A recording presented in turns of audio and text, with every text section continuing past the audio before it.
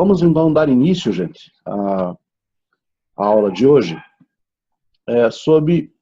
primeiramente investigando a questão de origem e o que é, essencialmente, a Kabbalah. Bom, nós damos o nome de Kabbalah para a doutrina mística ou esotérica com relação a Deus e ao universo. E essa doutrina disse que ela então chegou na forma de revelação para os patriarcas do passado, para os profetas, num passado muito remoto.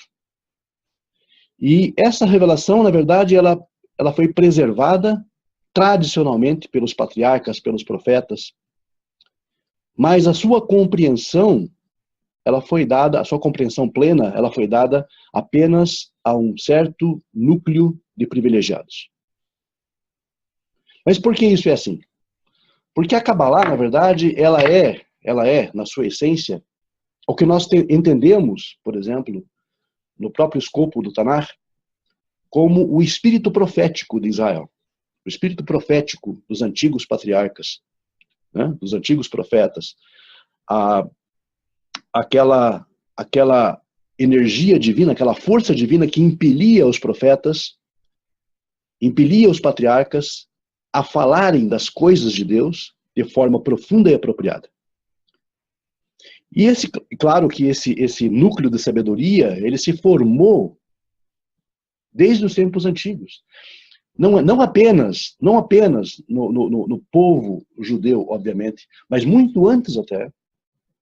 Nós vamos perceber isso, né? Muito antes até. E ela toma, digamos, toma a atual forma sob o comando do povo judeu. Porque foi o povo judeu, obviamente, que compilou as obras da Kabbalah, as obras cabalísticas, e transmitiu às gerações posteriores. Muito bem. Na antiguidade, ou nas referências que nós encontramos, nós podemos perceber que a Kabbalah é chamada por outro nome, chamada Chokhmah Nistarah. Chokhmah Nistarah significa a sabedoria oculta, a sabedoria escondida. E esse é um sistema, por exemplo, que você vai encontrar em toda a Escritura. Em toda a Escritura. Essa Chokhmah Nistarah ocorre nas entrelinhas do texto bíblico e não são perceptíveis, por assim dizer, numa leitura superficial. Numa leitura superficial da Torá, numa leitura superficial do Tanakh, você não vai descobrir essa sabedoria oculta, claro.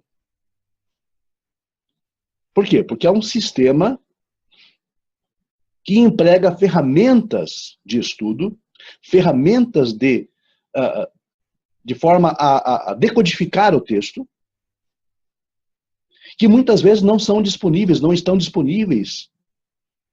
à nossa língua, ou não são objeto de estudo da nossa cultura ocidental. Por essa razão, muitas vezes nós encontramos a temática cabalística sendo abordada como um conhecimento místico, esotérico. Não que seja um conhecimento místico, esotérico no sentido ocidental do termo, mas é sim um conhecimento oculto. É sim uma sabedoria escondida. É sim algo não plenamente revelado no texto nu, simples da Escritura. Há que se empregar, então, ferramentas, leis, princípios, tradição, para que então todo esse conhecimento possa vir à tona neste oceano que nós chamamos Torá. E a obra dos grandes sábios da antiguidade foi justamente decodificar tudo isso e mostrar para as pessoas, digamos, do seu círculo, como se compreendia esta ou aquela passagem da Torá, como se entendia qual é a verdadeira sabedoria oculta, aquela que jaz nas subcamadas do sentido de cada passuk, de cada passagem do Tanakh. toda a sua simbologia, todas as suas figuras de linguagem, todas as suas formas de expressão, que muitas vezes são enigmáticas. E, de certa forma, quando nós lemos isso via pensamento ocidental, nós ficamos desconstruídos, nós ficamos desconcertados, nós não conseguimos captar a imagem, a ideia que há por trás. Mas mesmo estas escritas, mesmo estas compilações da sabedoria dos sábios, elas foram colocadas numa linguagem também complexa, destinada apenas àqueles que possuíam a chave do conhecimento. Mas por que todo esse zelo? Por que toda essa preocupação? Nós temos que entender o seguinte, gente. Que o conhecimento pleno, absoluto, de tudo aquilo que a Torá nos ensina, nós sabemos que informação é poder. Acesso à informação é um privilégio, né? A essência da Torá, aquilo que nós precisamos, nós já sabemos muito bem, que são os 7 princípios universais, que são aquelas leis pelas quais todo homem deve viver, sem nenhuma sombra de dúvidas. Então isso tudo, esta parte, digamos, das 7 leis universais e os seus desdobramentos, né, seus 66 desdobramentos, por exemplo, elas estão claras na Torá, porque essa é a essência, é isso que nós precisamos no nosso dia a dia para o nosso bom viver. Porém, essa sabedoria mais profunda, ela deve ser buscada, ela deve ser inquirida, ela deve ser desejada. Conhecimento como esse, você só pode alcançar se você desejar, se você quiser, se você buscar. Caso contrário, você não encontrará. Por quê? Porque não é algo que seja, digamos, de fundamental importância para a sua vida, por assim dizer. Mas nós aprendemos que na gestão da nossa vida monoteísta, nós não devemos ficar estagnados, não devemos ficar parados no tempo, nós devemos investigar, buscar mais conhecimento, buscar mais sabedoria, beber da fonte da sabedoria. Então, a Kabbalah é um estímulo, por assim dizer, é algo que nos chama a investigar de forma mais profunda, nos convida, e nós podemos aceitar esse convite tanto quanto estejamos preparados para o mesmo. E esse preparo, na verdade, não requer absolutamente nada místico. Requer apenas disposição para aprender, disposição para conhecer. Requer boa vontade, requer interesse. Mas o interesse, ele tem que ser voltado, ele tem que ser aplicado de forma bastante meticulosa, com responsabilidade. Por quê? Porque nós estamos diante de um conhecimento, de um legado de conhecimento que não é para ser transmitido, digamos, simplesmente jogado aí fora, simplesmente compartilhado com pessoas que não entendem, porque existe o grande perigo da distorção. A distorção. E eu gostaria de falar justamente com vocês sobre isso. Agora, há N visões cabalísticas circulando por aí. N visões. Ou seja, há muitas pessoas falando sobre Kabbalah, há muitas pessoas dispostas a ensinar Kabbalah, e há muitas pessoas, na mesma proporção, que não estão capacitadas para tal. Que não estão absolutamente, por falta de responsabilidade com a tradição, elas acabam, na verdade, não sendo aptas para este ensino. Então, ocorre realmente um risco muito grande, há um risco muito grande. E por esta razão, então, nós devemos ser responsáveis. Devemos ser responsáveis. Vejam bem. Há muita confusão a respeito. Há muita informação sobre Kabbalah por aí, né? Vocês sabem que vários livros são publicados, né, sobre o tema. E, curiosamente, a maioria desses livros que vocês encontram por aí, dessas obras, nada tem a ver com Kabbalah. Nada. Ou seja, o que nós encontramos, na maioria das vezes, são temas especulativos, são abordagens especulativas, sensacionalistas. Os 72 nomes de Deus, a meditação sobre as letras do alfabeto hebraico, a meditação sobre os nomes de Deus, a meditação sobre os signos do zodíaco e a sua relação com a tradição judaica,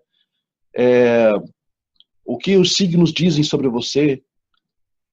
Há até, inclusive, um curso de Kabbalah em que você, digamos, em que o mestre, o professor, digamos, ensina para você sobre como você, digamos, melhorar a sua vida, né, devido à sua questão de ter nascido sob este ou sob aquele signo do zodíaco. Quer dizer, isso é uma grande confusão, gente. Isso não é Kabbalah. Há também aqueles cursos de Kabbalah em que você recebe uma fitinha vermelha, em que você coloca uma chavinha dentro do pão, certo? Esses truques, que são truques, na verdade, são prestidigitação, são magia, na verdade. Não no sentido místico do termo, mas no sentido mais supersticioso que você possa imaginar. Isso não é Kabbalah. Isso jamais foi Kabbalah. Kabbalah é o terreno do intelecto. Kabbalah é o terreno da razão. Kabbalah é o terreno da percepção. Não é o terreno da especulação, não é o terreno da superstição, ou o terreno da ignorância. Nada a ver com Kabbalah isso. Jamais. Na verdade, essas obras que vocês encontram por aí, ou esses sites que ensinam Kabbalah, são apenas uma grande mistura de conceito e imaginação de cunho absolutamente pessoal. E os autores, então, pensam que isso deveria ou que poderia ser Kabbalah. Há um grande desejo de saber o que é Kabbalah, pois há uma sensação generalizada no mundo de que deve ser algo extraordinário, que deve ser algo aprendido, algo poderoso, que por certo então vai transmitir alguma coisa, algum tipo de conhecimento oculto da nossa realidade neste mundo. E como nós vimos, a própria Kabbalah é chamada de Chokhmah Nestarah, a ciência oculta, a sabedoria oculta, por 3 razões. A primeira, a Kabbalah foi escondida, foi ocultada de propósito, como nós já aludimos no começo dessa palestra, pelos próprios praticantes, pelos próprios estudiosos da Kabbalah. Foi de propósito, justamente para não acontecer o que está acontecendo hoje. Ela começa, por assim dizer, há cerca de 4.000 anos com Abraham,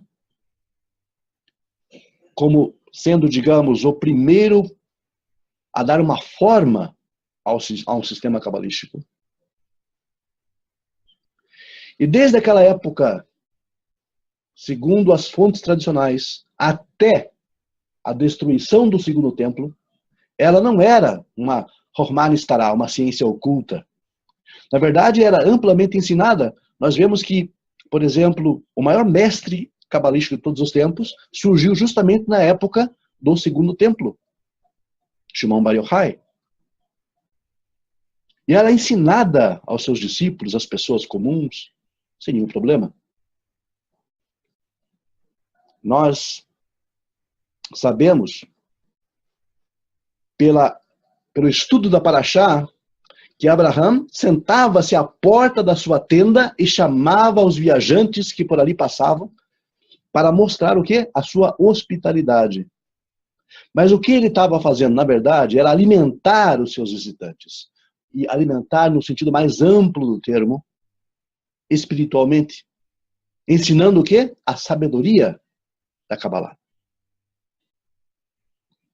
Então, as pessoas, as almas que existiam naquela época, neste mundo, eram um pouco mais refinadas do que as que existem hoje em dia. E elas aprendiam naturalmente.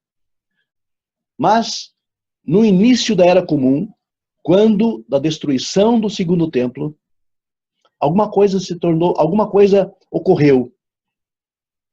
Isso tornou impossível que as pessoas daquela geração, então, por quase 2000 anos,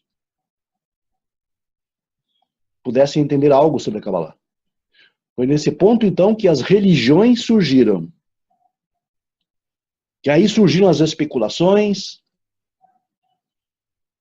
surgiram as grandes questões, como este mundo funciona, o que é o universo, o que é o Criador. Começaram, então, a surgir na mente das pessoas, em suas imaginações, de acordo com um princípio particular que faltava ao ser humano em seu desenvolvimento. E esta falta de qualificação fez com que as pessoas, desde então, não estivessem mais capacitadas a entender. E então, por esta razão, as escolas cabalísticas resolveram ocultar essa ciência, esse conhecimento. Muito bem. E todo esse conhecimento foi colocado, compilado em alguns volumes. Talvez o mais importante deles, o mais conhecido, chamado Sefer HaZohar, Livro do Esplendor. Ah, mas o livro do Esplendor foi compilado por Cordovero na Espanha medieval. Sim. Porém, os conceitos do Zohar e os ensinos do Zohar foram transmitidos geração após geração e foram mantidos em muitos manuscritos, em muitas obras, em muitos fragmentos de obras cabalísticas que deram origem à tradição do Zohar em plena Espanha medieval. Mas o mentor de tudo isso foi o Rashbi, Shimon Bar Yochai, no finalzinho da era do Segundo Templo e do seu filho Rabi Elazar. E o Zohar, então, surge conceitualmente na época de Shimon Bar Yochai e surge como livro na Espanha medieval, na Espanha medieval judaica, como sendo um tratado sobre toda a ciência cabalística. É o maior tratado da ciência cabalística, na verdade, que nós temos em mãos. Mas mesmo assim, como eu disse para vocês, este livro, esta obra e todas as demais que vieram no esteio do Zohar, eles também trazem uma linguagem muito especial. E essa linguagem do Zohar é completamente inatingível para pessoas que não tenham acesso à chave da sua compreensão.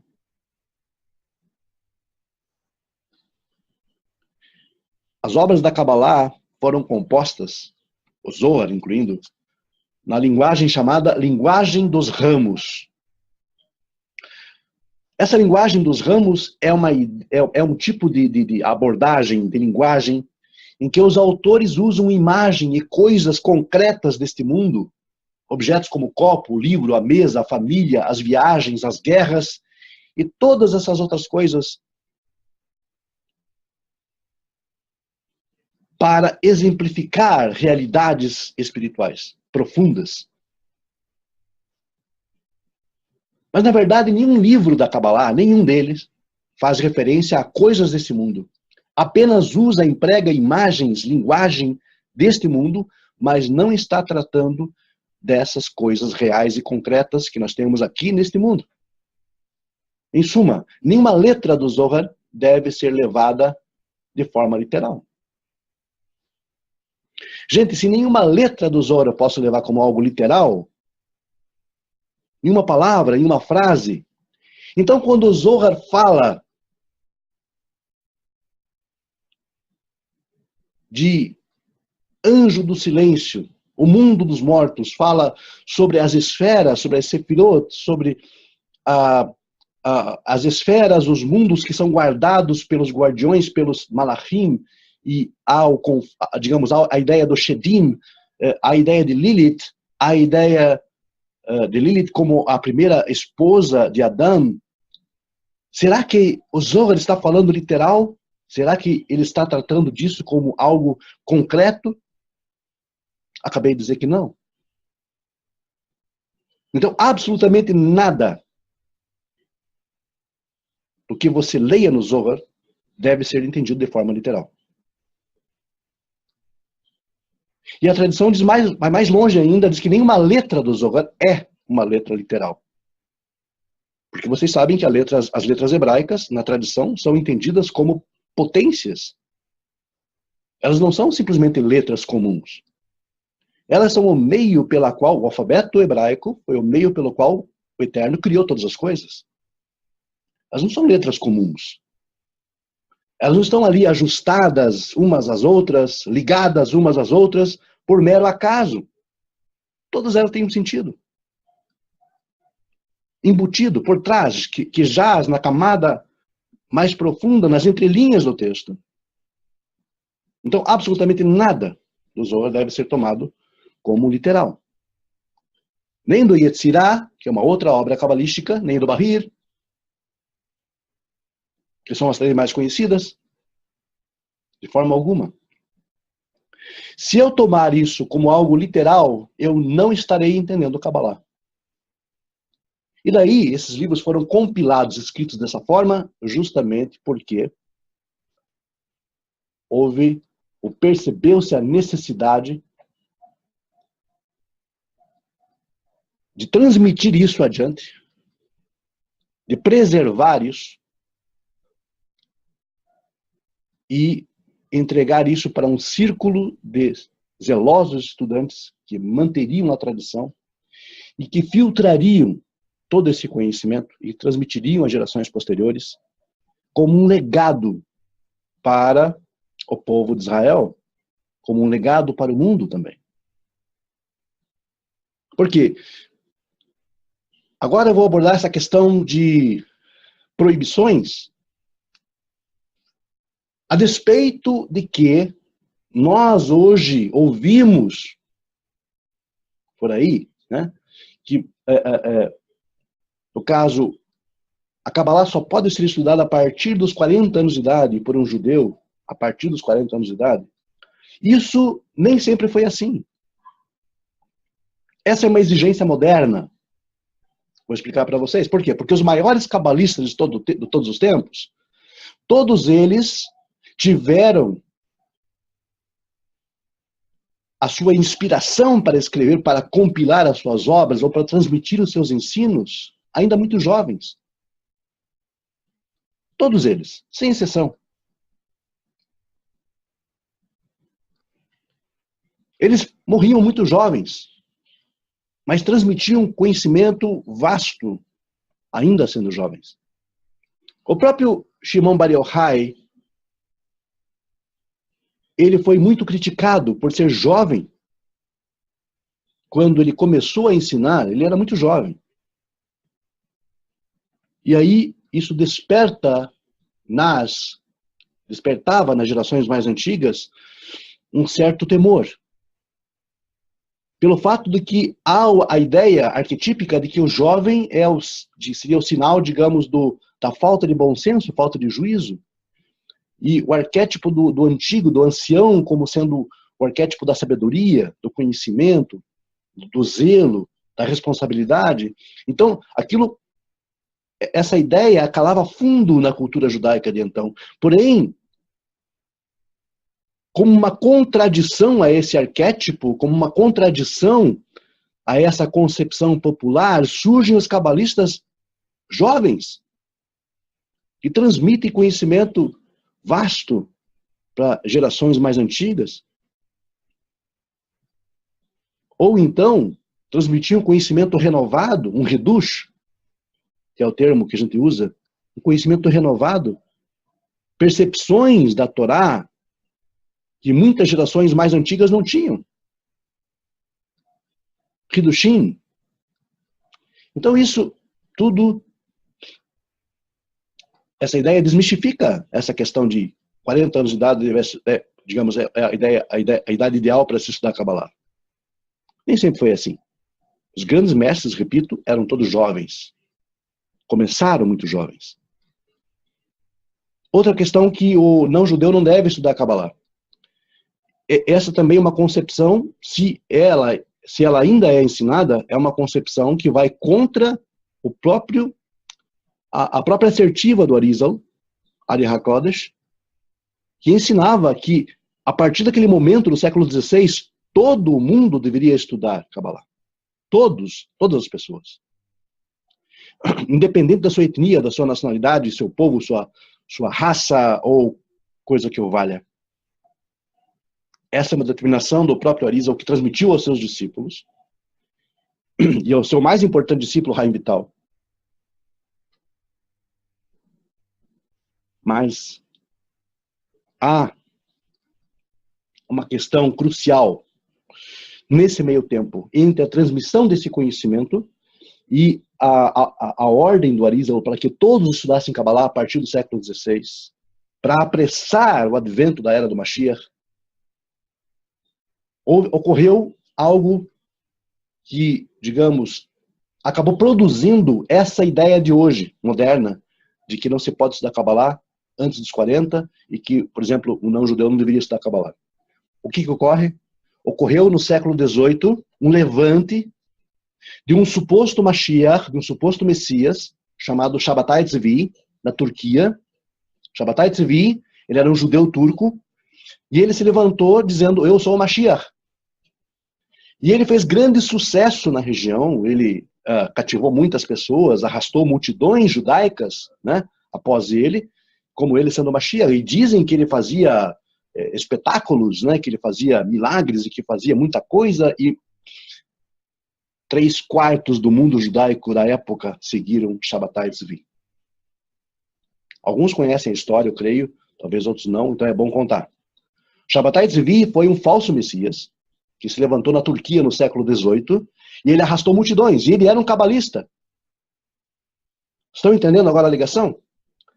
Depois desse movimento messiânico, que acabou com Shabbatai Tzvi, convertendo-se ao Islã para não morrer, os seus seguidores também se dispersaram. Essa comoção no mundo judaico, que acabou arrastando 3/4 do mundo judaico, ela ficou sendo mal vista, obviamente. O que aconteceu? Então, os sábios daquela geração começaram a vedar o estudo cada vez mais da Kabbalah. Justamente porque acaba provocando, muitas vezes, na cabeça das pessoas menos preparadas, essas falsas noções. Então, essa proibição, ela tem o seu caráter positivo, porém, nós devemos entender que foi fruto desse mal entendido, foi fruto desse erro, desse equívoco, chamado Shabbatai Tzvi, no século XVIII, posterior, digamos, a tudo aquilo que o Arizal falou e que ordenou que se estudasse Kabbalah, etc. Mas eu creio que o preceito, o ensinamento do Arizal deve ser mantido a despeito desses equívocos que tenham ocorrido, porque são lições para que não ocorram mais. E veja, esse engano parte de um próprio judeu, Shabbatai Tzvi. Não parte de um não-judeu, parte de um judeu que se dizia Messias, e que se dizia cabalista, e que fez multidões seguirem, na verdade, muitas vezes até para a morte, porque eles foram ameaçados de morte pelo Império muçulmano de então, e o Shabbatai acabou se convertendo ao Islã. Ou seja, foi um fiasco. Mais um Messias, né, que acabou fazendo um grande fiasco, um suposto Messias. E daí, então, esse receio que a Kabbalah pudesse despertar nas pessoas esse anseio messiânico e acabasse, então, mais uma vez transtornando o povo judeu ou acabando, deturpando esses conceitos. E o que acontece é que essa proibição, então, entrou em voga entre os judeus. E aí, então, esses princípios são obedecidos, de certa forma, né? É uma regra, pelo menos, por assim dizer. Mas, enfim, existe a viabilidade, existe até a necessidade, segundo o Arizal, de se estudar essas temáticas. Claro, com absoluta responsabilidade, repito, e até onde você deve ir, porque há, digamos, repetir aquilo que eu falei no começo, há estruturas ou há formas, há temas, há tópicos da Kabbalah que nós não lidamos. Agora, é impossível você dizer assim, não, eu vou estudar a Torá profundamente, mas não vou estudar Kabbalah. Por quê? Porque a própria Torá em si, quando estudada de forma aprofundada, ela é em sua essência Kabbalah. Ou seja, todo o real sentido da Torá está justamente embasado nesses conceitos. Não há como você se desvincular deles. Em absoluto. Por que eu digo isso? Porque Kabbalah é tudo o que diz respeito à Torá. Tudo, absolutamente tudo que diz respeito à Torá. Kabbalah que não diga respeito à Torá, Kabbalah que foque em signos, que foque em experiências místicas, experiências esotéricas, viagens astrais, viagens para outros mundos, cristais, meditação em nomes, meditação em letras, isso não é Kabbalah. Isso é superstição. Então, é preciso, esse primeiro bloquinho aqui, foi justamente para esclarecer do que se trata, o que é, por que devemos estudar. E as questões históricas que envolvem toda a temática, né? Tudo aquilo que a Kabbalah ensina ou nos mostra, pode nos mostrar. Enfim, é fundamental que se entenda isso. Esse é um conceito muito importante. Muito importante. Kabbalah não tem a ver com práticas místicas, não tem a ver com amuletos. Kabbalah não é amuleto, fazer amuleto, colocar amuleto, crer em amuleto. Kabbalah não é simbologia, não é você pegar um símbolo e exteriorizar aquele símbolo. Os símbolos são apenas, digamos, repito, metáforas, figuras de linguagem que estão no Zohar, inclusive. Mas nós não devemos pegar essas imagens e transplantá-las, transpô-las para o mundo, para esta realidade aqui, e nos apegarmos a essa simbologia toda, porque fatalmente estaremos fazendo ou incorrendo uma transgressão de Avodah Zarah. A Kabbalah lida, especialmente os temas do Zohar, lidam com abstração, com o abstrato. Mas usam figuras de linguagem, em termos concretos, humanos, perceptíveis, capazes de serem entendidos pela mente humana. Então, é possível estudar? Sim, é possível. Porém, todo o cuidado do mundo é pouco. Porque realmente como diz a própria tradição, o conhecimento cabalístico é como se você andasse na corda bamba. De um lado está o fundamentalismo cego, e do outro está a heresia. Então, todo o cuidado do mundo é pouco.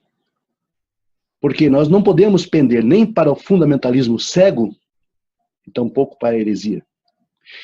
E muitos conceitos da Kabbalah, muitos conceitos do Zohar, quando você olha superficialmente, eles são conceitos que parece que são contraditórios, são escandalosos até. Muitas figuras empregadas no Zohar são escandalosas, abertamente, explicitamente escandalosas. E se não entendermos a linguagem, nós vamos pender para a heresia mesmo. Eu sempre gosto da comparação com o Talmud, com a Guemará, que é o mesmo tipo de linguagem. É o mesmo tipo de linguagem. A Guemará emprega figuras de linguagem. Olha só, Talmud diz que Deus usa o tefilim, que o Criador usa o tefilim, e que ele coloca tefilim como o judeu coloca tefilim. E os rabinos questionam o que está escrito no tefilim de Hashem. Ora, vocês conseguem conceber literalmente Deus usando tefilim? Seria óbvio isso? Seria claro? Seria natural isso? Primeiro que para usar tefilim teria que ter um corpo. Deus não tem corpo. O que estaria escrito no tefilim de Deus? É claro que é uma metáfora. Está óbvio, natural que é uma metáfora. O Zohar emprega da mesma forma essas metáforas. O Zohar fala do comprimento da barba do Eterno, tantas mil parasangas, que são léguas, que era um tipo de medida no mundo antigo. Será que isso? É algo real? Qual é o ensino que tem por trás disso? Se eu crer, digamos, literalmente nisso, eu caio na heresia. Outro conceito cabalístico é o Shiur Komah. Shiur Komah refere-se à altura, à estatura do corpo divino. Deus não tem corpo. O que isso quer dizer, então? Entendem? Então, essas figuras de linguagem, elas são extremamente perigosas, escandalosas até. Mas só que elas trazem conceitos muito, muito refinados, quando interpretados corretamente. Porém, se não for interpretado corretamente, é fatal que uma pessoa simples acabe caindo em heresia. São os dois pontos, as duas tendências possíveis aqui, né? Ou o fundamentalismo cego, ou a heresia. Então aí está o perigo de se estudar sem a devida orientação, estudar por conta própria, estudar porque acha bonitinho, ou porque não, porque é legal, porque eu gosto de coisas místicas, coisas esotéricas, só que não é bem assim, não é bem por aí que a banda toca. Zohar, Kabbalah, Midrash, Talmud, Guemará, como um todo, todo esse tipo de material deve ser usado, deve ser lido, deve ser estudado, na medida daquilo que nós somos permitidos a estudar, claro, com a mais absoluta sensatez, bom senso. Porque senão nós não iríamos entender, senão nós iríamos, de certa forma, contraditar e iremos também fatalmente cair em heresia. Vamos achar que as imagens que estão ali presentes são coisas reais, concretas, e que descrevem um Deus corpóreo, que descrevem um Deus com barbas longas, de tantas parasangas, tantas léguas de comprimento da barba divina, a altura divina Shiur Komah ocupa, digamos, tantas milhões de parasangas. O que isso quer dizer para nós? Nós não podemos tomar isso como real. São figuras de linguagem, são metáforas. Mas a chave para entender essas metáforas, elas estão nos comentários dos sábios que se explicam, que explanam, que dissecam essa matéria para nós, nos passam esse conhecimento. E aí, então, toda coisa fica mais tranquila, fica mais compreensível. Mas se eu interfiro com o meu comentário, com a minha opinião pessoal, com aquilo que eu acho que é o achômetro, isso não funciona. Não vai funcionar nunca. Então essa introdução foi feita para que vocês pudessem ter uma noção do que se trata, a temática, por que devemos estudar e qual é, digamos, a linguagem empregada. Respeitando sempre aquelas regras que já colocamos no princípio, né? Que nada disso deve ser tomado de forma literal. Nada disso deve ser tomado de forma concreta. Não são realidades desse mundo. São realidades metafísicas, lições que você pode, digamos, incorporar em sua vida, e assim, então, aprender com elas. E transmitir isso para gerações posteriores. A Kabbalah foi criada, por assim dizer, sob os auspícios da divindade, da divina providência, para mostrar para o homem como ele deve andar, como ele deve aprimorar o seu ser, como ele deve elevar, nós sempre voltamos a essa temática, elevar o seu ser diante de Deus, para que ele possa refinar os seus caminhos, refinar o seu coração, refinar a sua alma, ser uma pessoa digna diante de Deus. Mais nada. A Kabbalah não visa fazer você voar para outros mundos, fazer você, digamos, criar, digamos, alguma coisa, ou se confiar, por exemplo, num objeto, que esse objeto vai trazer sorte para você, vai trazer um Mazal Tov, ou coisa parecida. Nada disso. A Kabbalah não se presta a esse trabalho. A Kabbalah é um recurso para Tikkun Olam, para a redenção do mundo, mas do mundo interno do homem, primeiramente, e de todo o mundo como um todo, como consequência natural da tua reparação, da tua renovação, da restituição daquilo que você autenticamente foi, que você precisa retomar essa tua caminhada antiga, ancestral, de sabedoria, de conhecimento, de percepção de vida, seguir os trilhos, as trilhas, os caminhos dos antigos patriarcas e pais, Abraão, Noah, nosso pai, e todos os demais. Todos eles grandes cabalistas. Mas o que é ser um cabalista? O cabalista é aplicar de forma prática o conhecimento antigo para a correção do teu ser. Tão somente.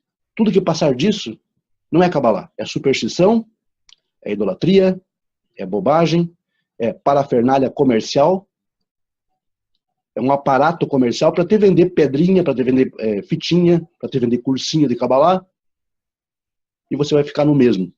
Talvez até pior do que você, digamos, pior do que você quando você entrou no curso, né? Enfim, Kabbalah é correção. É a forma da correção íntima de cada um de nós. Em essência, tudo vai acabar, digamos, se projetando e introjetando para dentro das 7 leis universais, 7 princípios universais. Isso para nós não é novidade. Talvez para muitos possa ser novidade isso, mas não é. Porque o ponto para onde tudo converge dentro do conhecimento da Torá chama-se 7 princípios universais. Tudo, absolutamente tudo. Mesmo o judaísmo, professor? Sim, mesmo o judaísmo. Mesmo o judaísmo converge para as 7 leis universais. O conhecimento cabalístico todo ele converge para esse núcleo chamado Sheva Mitzvot Bnei Noach. Porque esse é o conhecimento universal, abrangente, completo. É o todo do homem, como diz a própria Torá. Como, por exemplo, só o judeu que tem 2 almas, ou sei lá quantas tem, pode estudar Kabbalah, porque os shadings estariam à espreita do cara que estuda Kabbalah. Tem uma série de misticismos envolvidos aí. Vocês poderiam explicar para a gente isso aí? Uma vez que a primeira parte aí está mais focada na parte histórica, né? Sim, sim. É isso. É isso que eu queria saber. Tá ok, Silvio. Muito bem, gente. Então, vocês ouviram a pergunta do Silvio. Por que se cria criou essas proibições, etc., essas justificativas místicas, né? De que a pessoa não pode estudar Kabbalah, etc., a determinada idade, até determinada idade, ou sem a orientação desse ou daquela pessoa, ou sem, digamos, algumas coisas são verdades, na verdade. Não é bom você estudar, você se aventurar num estudo cabalístico, por exemplo, sem o auxílio de alguém. Mas esse auxílio, na verdade, deve vir dos comentaristas antigos, né? Ou de uma pessoa que seja realmente responsável pelo que está transmitindo. Explicando. Hoje em dia, Silvio, talvez já não seja mais assim, porque você sabe que existem obras que, até mesmo essa vertente que você citou, eles estão publicando obras, digamos, cabalísticas voltadas para os não-judeus. Cabalá para as nações, coisa parecida, né? Então, quer dizer, é um tanto quanto contraditório, porque muitas vezes se ensina, ou já se ouviu dizer, a partir dessa mesma vertente que era vedado aos não-judeus, que era vedado, digamos, a uma certa idade. Talvez eles estão retomando aí a ideia do Arizal, que ordenava ensinar a Kabbalah para todas as nações, a partir do século XVI, que foi a época em que ele viveu, né, em Safed, Tzfat. Eu não sei explicar para você por que essa contradição, mas enfim, tanto quanto esse conhecimento seja transmitido de forma verdadeira, pura, clássica, nenhum problema. Mas a questão nós sabemos que não é assim. Infelizmente nós sabemos que não é assim, porque essa vertente, ela justamente, ela tem a tendência de mistificar as coisas, de colocar as coisas sob um plano profundamente esotérico, e acaba confundindo muitas pessoas. Fala de Shedim como sendo criaturas reais, como sendo demônios, etc. E nós sabemos muito bem que a Torá não concorda com essa ideia. Há a ideia de Shedim, sim, na tradição, há. Há a ideia de Shedim também na própria Torá, sim, há, mas só que é outra coisa totalmente diversa do que normalmente se ensina. Então, aí está o problema. O problema não é eles estarem ensinando, agora estão voltados ao ensino de não-judeus, paradoxalmente, porque há tanto tempo, na verdade, renegaram esse estudo aos não-judeus. Até o estudo das coisas simples, das suas leis universais, eles renegaram isso, não se aplicavam a isso. De uns tempos para cá vem se aplicando a isso, paradoxalmente, não sei porquê, qual é a razão disso, enfim. O fato é que eles estão cumprindo, digamos, o que o Arizal mostrou, ordenou, que o próprio Arizal era um Ashkenaz, como essa vertente é de maioria Ashkenazim. Então o que acontece? Há uma contradição aí, voltaram ao ensino, ok, estão cumprindo, mas só que de que forma estão cumprindo esse ensino? Né? Como você colocou. Quer dizer, eles criam isso, talvez eu tenho para mim, que seja no sentido de levar você a crer que você só deve estudar com essa tal vertente, com essas pessoas, com essa liderança, que não deve, digamos, de forma alguma estudar com um rabino massorti, um rabino ortodoxo moderno, ou com um rabino que não pertence àquela determinada vertente. Talvez, meu entendimento, do que eu posso perceber, por outros detalhes, né, eu acho que está intimamente ligado a essa questão. Daí essas ideias místicas que criam, como sendo que, como se dizendo, bom, vocês só podem estudar a Kabbalah com a única vertente, o que de fato é judaísmo. Porque o primeiro sinal da seita,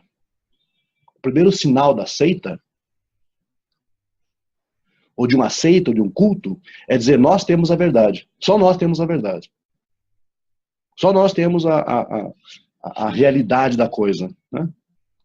E esse negócio de seita, culto, é muito típico na religião, claro. Há também, obviamente, em outras vertentes do conhecimento humano, né, como política, etc. Mas na religião é muito claro isso. Quando alguém surge dizendo que nós temos a verdade, nós somos o núcleo da verdade aqui e você deve aprender conosco, quer dizer, desconfie desse povo. Desconfie do que estão ensinando. Porque, na verdade, assim, se veda o conhecimento, é sinal que algo está errado, né? Se, digamos, se restringe o conhecimento a uma facção, uma vertente, por assim dizer, a uma seita, quer dizer, sinal que alguma coisa errada está acontecendo, né? E nós sabemos, pelo escopo da Torá, da tradição, que muito do que se ensina por aí, já comentei anteriormente, não tem a ver com Kabbalah.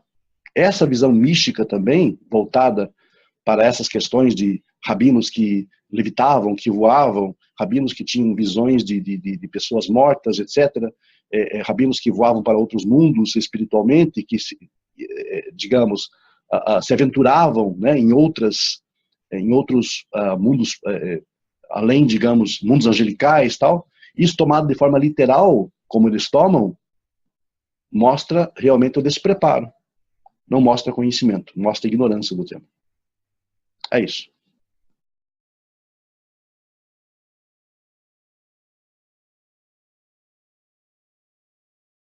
João, bom dia. Oziel. Bom dia a todos. Ô, João, tenho uma dúvida, uma pergunta, na verdade. Então, como buscar e aprender Kabbalah, né, com os métodos certos, visto que tem muitas diferentes, né, muitas linhas diferentes da verdadeira Kabbalah? Tenho lido também alguns textos lá no site kabbalah.info, lá do Instituto Binei Baruch. Eles comentam algumas coisas sobre Kabbalah. Também falou que você disse hoje nas aulas, né, com relação às outras linhas de ensino da Kabbalah. Tem muita coisa por aí errada. Então, a dúvida é o seguinte: como aprender realmente o método certo? Boa pergunta, Zé, também. Muito bom dia para você. Bom, o método certo não é este nem aquele de determinada vertente, determinado setor do judaísmo. Mas o método correto, Zé, é aquele método que vai fazer você voltar para a Kabbalah, ou se voltar para a Kabbalah, se aplicar a ela no contexto da Torá. Certo? Então, Kabbalah correta é aquela que vai empregar a Torá como um instrumento, um meio. Nós não encontramos, em hipótese alguma, ideia de astrologia na Torá, não encontramos ideias de fitas vermelhas na Torá, de cristais na Torá, de meditação em nomes divinos na Torá, não encontramos isso. Então isso é um sinal para você e para todos os demais amigos aqui, de que isso não é Kabbalah. Se o método que você, digamos, está lendo ou está estudando envolve esse tipo de coisa, caia fora, porque não é Kabbalah. A Kabbalah é voltada para a Torá. Ela é voltada para explanar o que a Torá tem de mais útil para nós. Aquilo que a Torá realmente deseja que nós compreendamos. Então, qual é o meu lugar? Né? Você deve se perguntar, qual é o meu lugar aqui na Torá? Onde que eu me encaixo? O que a Torá, digamos, pode... no que a Torá me ajuda a viver melhor? Viver melhor em relação à minha família, em relação à minha sociedade, em relação ao meu próximo, em relação a Deus. De que forma, então, a Torá pode me ajudar a isso? A Kabbalah responde essa pergunta para você, ou essas perguntas para você. Kabbalah que não responde isso, que, no entanto, leva você à meditação em nomes divinos, a recitar mantras, a meditação, a astrologia, isso não é Kabbalah. Então talvez esse seja o divisor de águas aqui, Zé. Então, seja o muro que separa entre o que é verdadeiro e o que é falso. Há muitas vertentes judaicas, a maioria delas ensina exatamente o tipo antagônico de Kabbalah. E muitas escolas de Kabbalah que, digamos, pendem para esse lado também, sem ter uma ligação com alguma vertente judaica. É a chamada Kabbalah da Madonna, né, como nós sabemos, certo? Que são os judeus ensinando, sim, mas totalmente pervertido. Por quê? Porque de que forma você poderia atrair as pessoas que são ligadas a essas questões místicas, se não fosse justamente dando aquilo que elas querem? Pedrinha, fitinha, um quadrinho com nomes divinos, né? É isso que as pessoas querem. Porque nós gostamos do sensacional, nós gostamos do especulativo, nós gostamos das divagações, nós nos apegamos a isso. Então eles exploram justamente isso. Mas a Kabbalah, em essência, não é isso. O método correto, então, Zé, respondendo a tua pergunta, é aquele que te leva a uma reflexão profunda da Torá e a aplicação dela à tua vida. Simplesmente assim. Não sei se te respondi, mas aí você vai investigar os métodos cabalísticos que você lê, que você, digamos, volta e meia acaba encontrando por aí, e você já tem, digamos, um filtro para saber qual é o que é autêntico e o que é notoriamente falso, tá ok? Ok, perfeito, obrigado. Respondendo minha pergunta. Ô, João, você conhece o site lá do Instituto Binei Baruch? Se você indica também para estudo, do Ravi Leitman. Conheço, Belém Baruch, é um dos que é mais voltado, realmente é um dos que se voltam mais para a questão da Torá e aplicação na vida. Realmente é um bom site. Eu não posso dizer que todo o conteúdo que está ali seja um conteúdo próprio, mas do que eu conheço, pelo menos, do que eu ouvi, do que eu percebi, eu gostei muito, certo? Porque é algo voltado mesmo para a explanação da Torá e a implementação da Torá na tua vida. Então isso, para mim, realmente é algo que satisfaz, né, a razão, certo? Satisfez a razão, então, realmente é algo apropriado, certo? Agora, sempre aplicando aqueles filtros, Zé, certo? No que você está lendo, no que você está investigando, com todo o cuidado do mundo, certo? Fora o Bnei Baruch, do Lightman, repito, eu não vou dizer que todo o conteúdo é coerente, mas aí você vai usar esses filtros que eu falei para você, e o que você achar estranho, você simplesmente descarta, né? Porque é assim que nós devemos proceder. Aquilo que não satisfaz a razão, a lógica, nós devemos descartar. Não faz parte, digamos, do conhecimento. Faz parte da especulação. Especulação é uma coisa, conhecimento é outro. E conhecimento com base, embasamento, né? Então, a gente deve julgar por esse paradigma. Esse deve ser o nosso crivo. Esse deve ser o nosso gabarito. A Torá é o nosso gabarito e mais nada. Não é a opinião do rabino tal, ou do rabino X, do rabino Y, é o que a Torá diz, né? Então, somente, certo?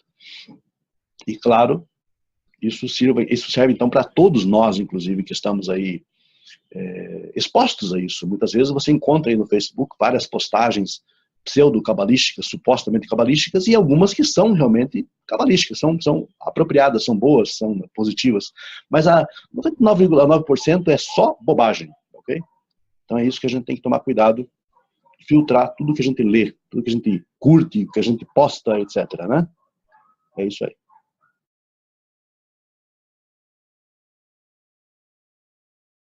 Oi, Eixe, é Letícia, posso falar? Oi, Letícia, pode? Oi, bom dia, pessoal. Eixe, minha pergunta é o seguinte. Por exemplo, uma pessoa que estuda a Kabbalah junto com a Torá, ela é uma estudante de ambos. São duas perguntas. Essa pessoa, ela pode se considerar cabalista ou ela é só um estudante da Torá e estudante da Kabbalah e assim, monoteísta mesmo e tal? Como que se pode considerar uma pessoa cabalista, como, por exemplo, o Shimon Bar Yochai e tal? E a segunda pergunta é por que a Kabbalah e a Torá, elas têm tanto em comum, assim, que nem você havia citado,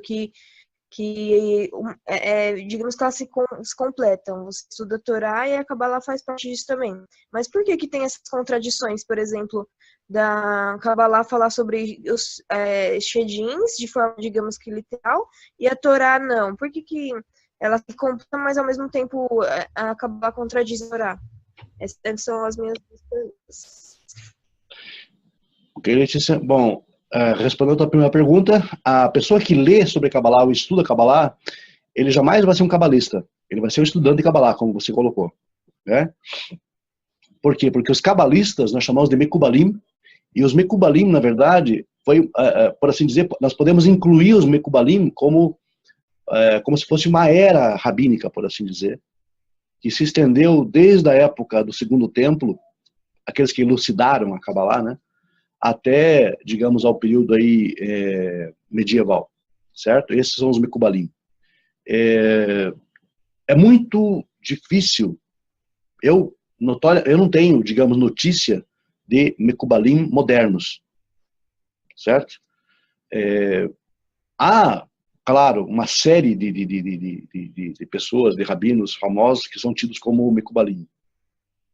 Mas só que isso a gente tem que investigar muito, a gente tem que saber muito bem quais eram os ensinos desse citado rabino.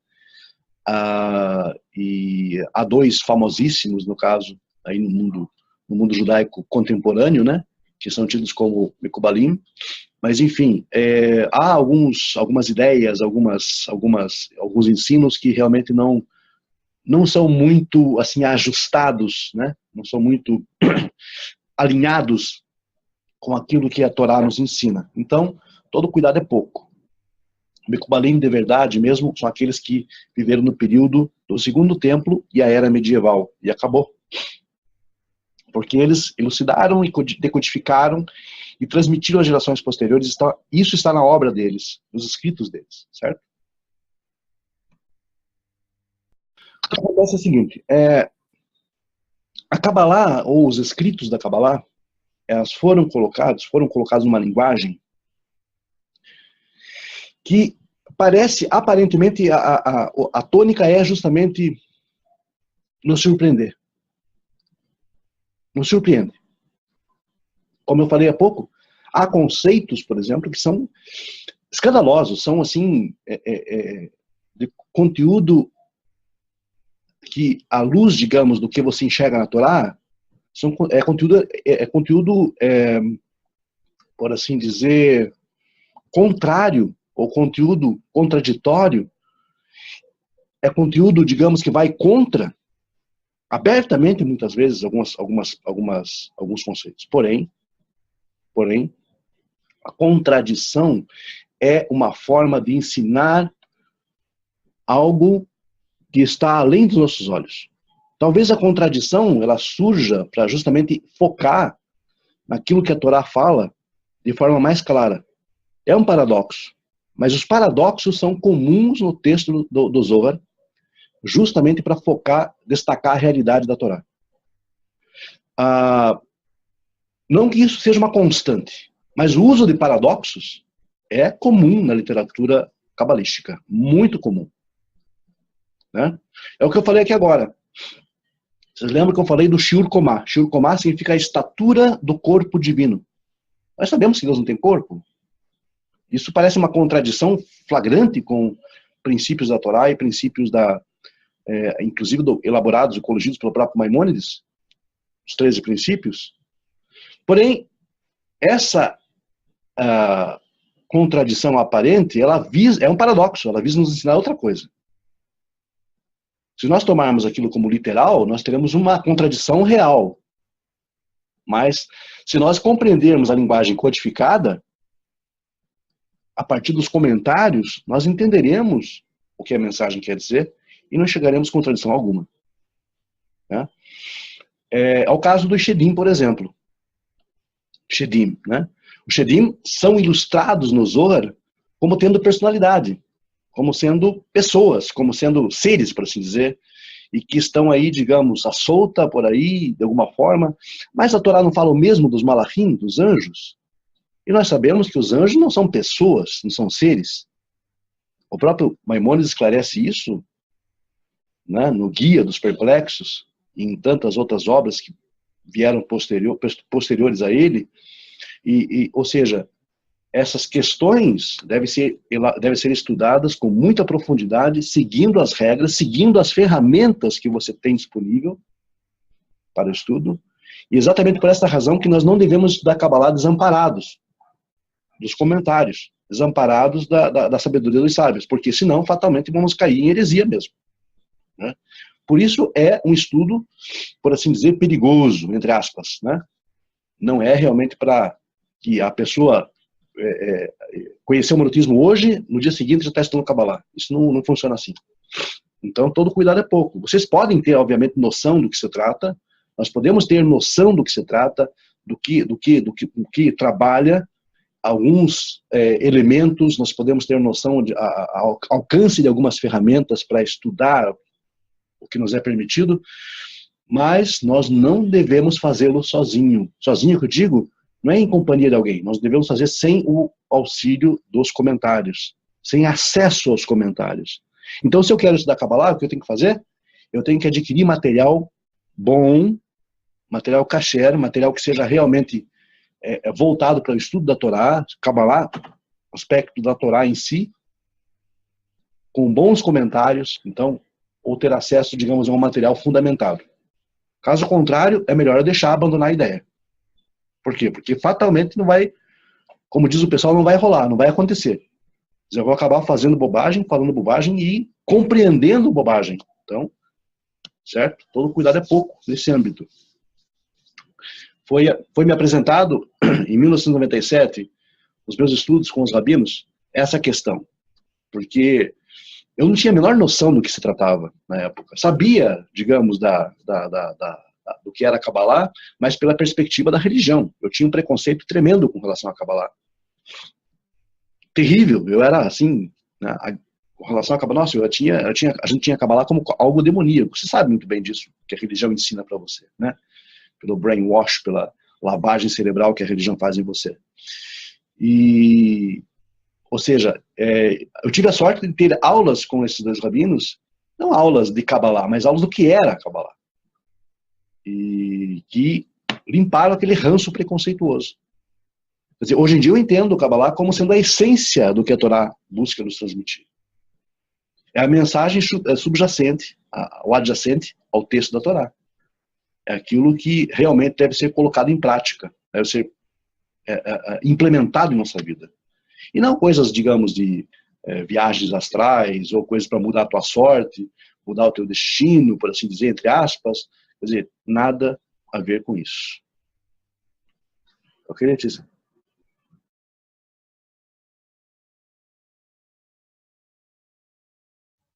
Positivo, Ash, compreendi.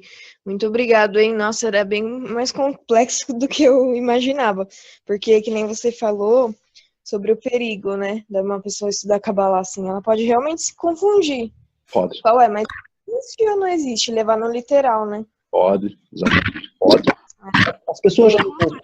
Veja bem, Letícia, as pessoas já não confundem a própria Torá. As pessoas leem a Torá muitas vezes, ou leem o Tanar, leem uma profecia, por exemplo, de Isaías, uma profecia de Ezequiel, uma profecia lá que está, digamos, num livro como Jeremias, né?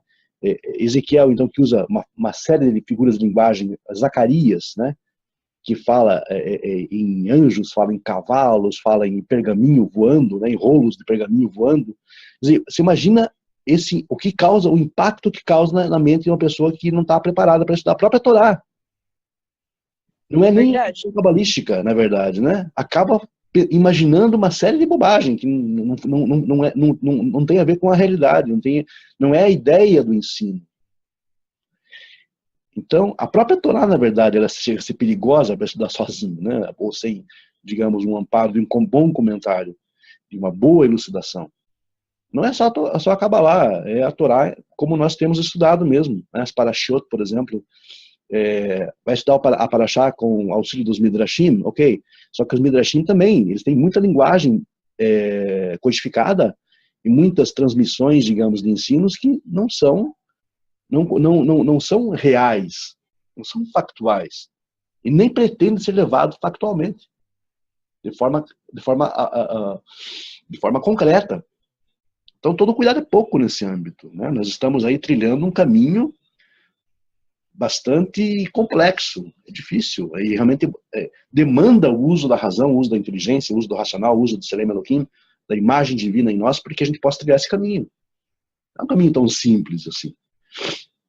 O caminho do conhecimento não é um caminho tão simples, é um caminho que demanda realmente disciplina e amparo naquilo que as gerações anteriores já nos deram, já nos legaram, tá?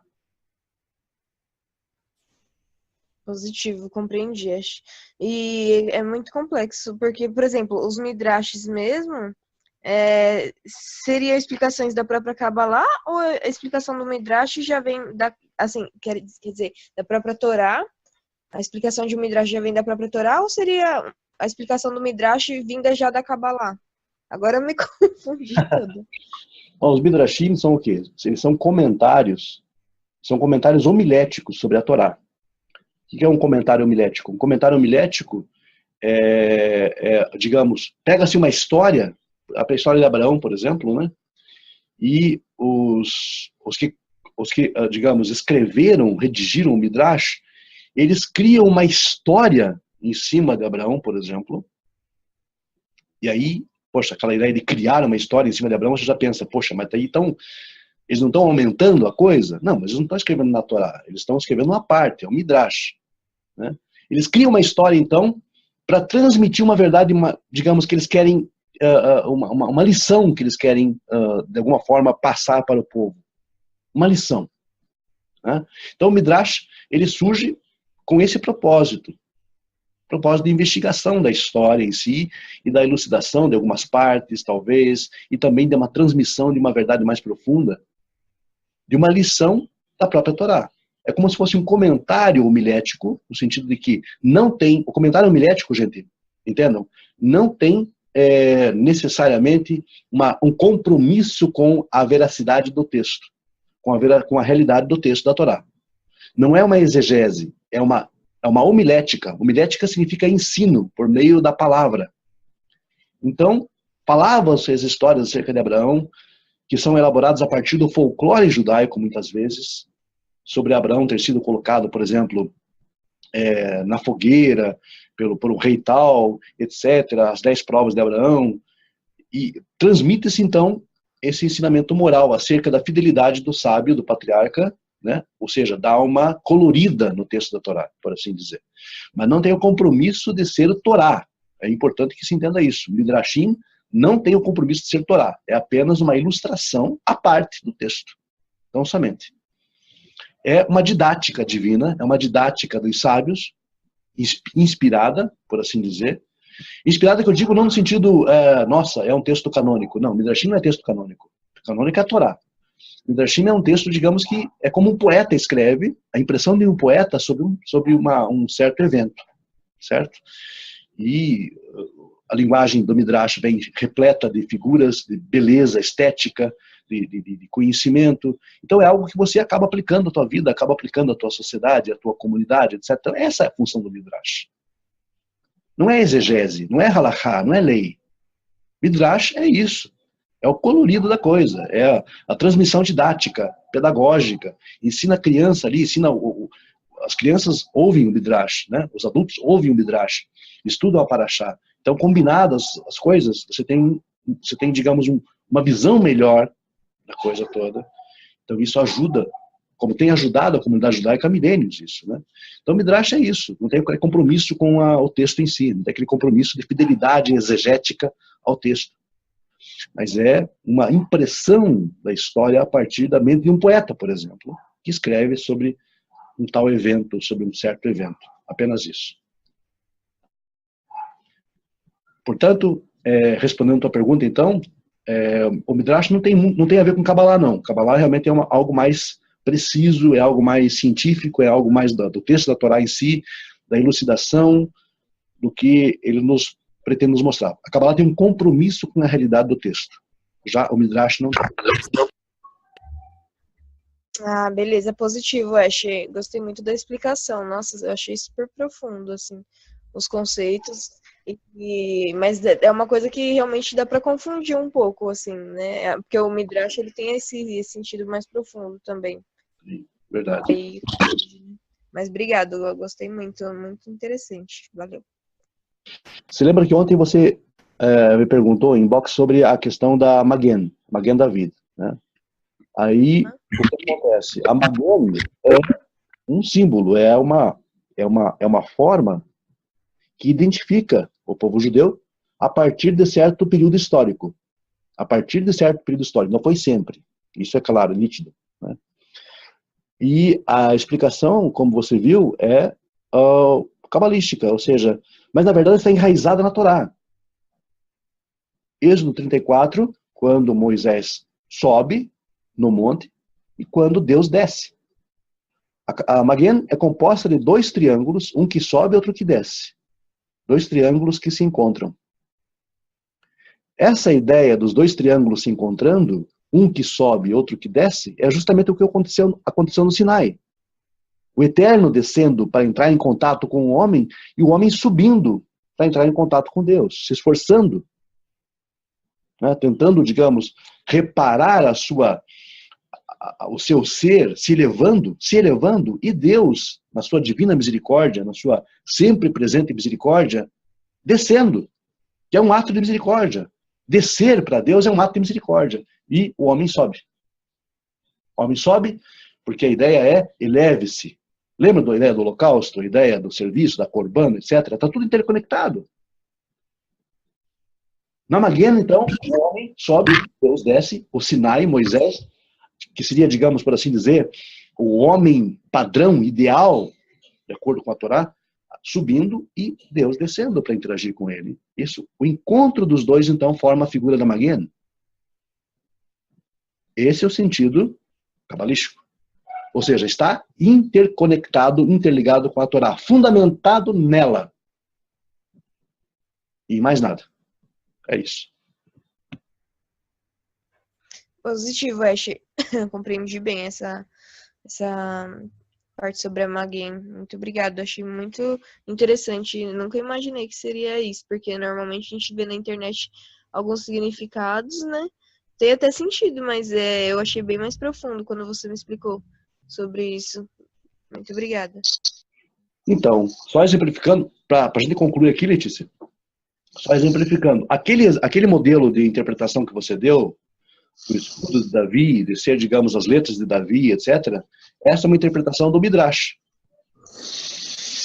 Isso é o Midrash. E como você sabe, o Midrash não tem compromisso com o texto, como eu falei. Mas a Kabbalah tem. A Kabbalah vai buscar na Torá uma razão. Tá? Então, acho que fica para você, pelo menos, que a gente estava conversando desde ontem sobre isso, acho que ficou mais claro ainda, né? Super mais claro. Agora dá para compreender melhor como que funciona os dois, né? Tanto o Midrash quanto a Kabbalah. Ok, então. Tudo bem. Olá, bom dia. Bom dia, Mário. Tudo bom com todo mundo aí?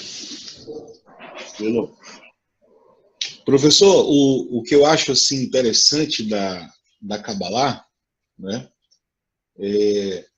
parece-me que ela busca explicar o motivo da origem das coisas, além de também explicar como se deu essa origem, né? E parece-me que ela, quando começa a explicar como se deu essa origem, isso não foge da ciência atual, né?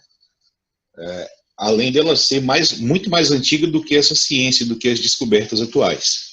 Isso é apenas um pequeno comentário, se eu estiver errado, o senhor me corrija. Aí, a Mana colocou aqui uma indicação de livro, Kabbalah número 9, de Gerson Scholem. Além dessa indicação, o senhor tem outras indicações bibliográficas que não caia no misticismo? Ok, Mário. Então, bom, primeiramente a questão que você colocou como Kabbalah e ciência, né? É o que nós percebemos. Há N posições ou questões, tópicos, temas da Kabbalah que nós encontramos respaldo na ciência moderna. Mas o que acontece? É um conhecimento que estava com os sábios desde os tempos antigos, pela visão mais profunda da Torá, essa questão da origem das coisas que você colocou, a origem, a própria criação de todas as coisas, a criação conceitual e a criação física, concreta, né? O chamado mundo das ideias, o mundo da criação, o mundo da educação, Yetzirah, o mundo da formação, o mundo da ação, que é esse aqui agora, a questão da ideia das realidades ou dos níveis de percepção da realidade, das dimensões, toda essa compreensão da ciência moderna, da moderna física quântica, da matemática, etc. Tudo isso estava já nas mãos deles. Nas mãos deles. Então o que acontece? Vejam vocês. Vocês querem um princípio clássico aqui? Eu vou colocar um princípio clássico aqui para vocês da Kabbalah e depois vocês vão comparar com o que a ciência diz. Mas é uma coisa muito simples demais. Vejam. A Kabbalah ensina que por meio de 22 letras e de 10 números primordiais, da união das 22 letras e dos 10 números primordiais, todas as coisas foram criadas. Essas 22 letras seriam as letras do alfabeto hebraico, e os 10 números seriam os números primordiais, né, por assim dizer, do 0 ao 9. Então, bom, o que nós podemos entender daí? O que nós entendemos daí é o seguinte, que a moderna ciência ensina que tudo, absolutamente tudo que existe, pode ser transformado numa equação. E o que é uma equação? Uma equação é um composto entre letras e números. Letras e números. Nós sabemos disso. Não é a minha área de exatas, mas é óbvio que isso é perceptível. Tudo na criação, tudo que existe pode ser, digamos, reduzido a uma equação. Muitas vezes emprega-se ou forma-se ou cria-se equações para resolver problemas do universo, ou para se obter conhecimento acerca das estrelas, dos astros, dos buracos negros, da forma como se comporta da mecânica celeste. Toda a mecânica celeste pode ser, digamos, explanada ou exemplificada ou reduzida a uma equação. O que isso quer dizer? Que por trás da criação de todas as coisas existe uma equação, ou várias N equações, com N variantes, N variáveis, que está sob domínio daquele que cria, que seria o matemático mor, né? Aquele que, digamos, de certa forma, codificou todo o universo, toda a criação, na forma de números e na forma de letras.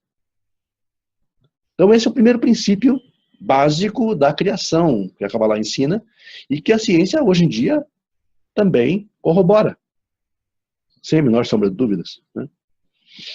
E com relação, então, claro que ao longo aí das nossas aulas nós vamos falar mais um pouquinho sobre isso, mas, Mário, uma outra obra que eu gostaria de colocar para vocês aqui é O Essencial da Kabbalah, que é um material bastante interessante, que dá uma boa noção, né? Quem se interessar, o professor Daniel Semet, que é professor de cultura judaica nos Estados Unidos, e é realmente o essencial, é aquilo que nós precisamos entender para compreender, digamos, aí precisamos ler para poder, digamos, ter uma boa noção do que seja, certo?